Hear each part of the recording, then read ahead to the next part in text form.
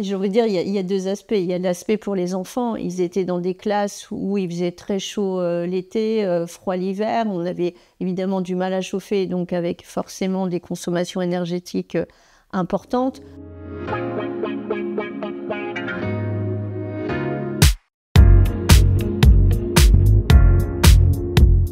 Et on a mis en place tout un projet global de rénovation et d'extension du groupe scolaire. On a fait le choix de la rénovation pour plusieurs raisons. D'abord, la dimension écologique de la rénovation par rapport à la reconstruction. Dans le secteur, on devait être un des premiers à le faire avec cette ambition environnementale. Donc, ce sont des projets qui sont quand même bien subventionnés puisqu'on est sur de la rénovation énergétique. Ça fait partie des vraies préoccupations des élus aujourd'hui, comment on arrive à réduire la question des îlots de chaleur, l'imperméabilisation des sols. En refaisant complètement l'enveloppe par une isolation extérieure, en changeant le mode de chauffage, en passant au chauffage central et donc en supprimant les anciens radiateurs électriques, on a à la fois une bonne qualité d'usage à la fin et également une réduction de consommation sur la partie électrique qui sera de l'ordre de 80%. Et en fait, la pompe à chaleur a été pensée pour être utile dans 90% du temps. Et quand les températures devenaient trop froides, et notamment quand elles passent en négative, là où la pompe à chaleur est un peu moins efficace, là c'est la chaudière gaz qui prend le relais.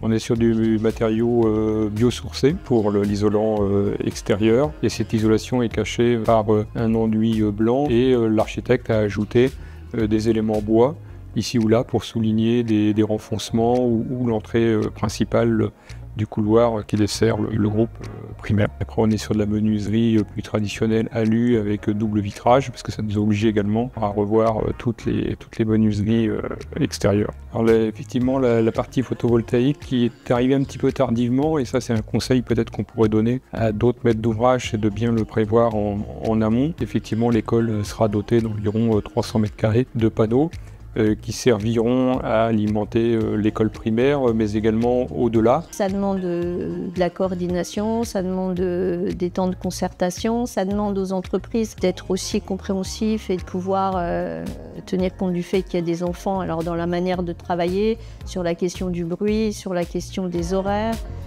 sur la manière dont on organise le chantier aussi. 1 an de chantier, ça peut paraître court, mais dans la vie d'un enfant qui a 4 ans de scolarité ou 3 ans en maternelle, on ne peut pas faire le sacrifice de se dire pendant 1 an, ils vont moins bien apprendre. Donc il faut arriver à bien faire fonctionner quand même l'école pendant cette durée-là, mais c'est pas infaisable. On va toujours un petit peu plus loin que l'étape précédente, et c'est tant mieux, parce que ça veut dire qu'on tient aussi compte de ce qui a été fait et on essaye à chaque fois de pousser les curseurs un petit peu plus loin et de s'améliorer.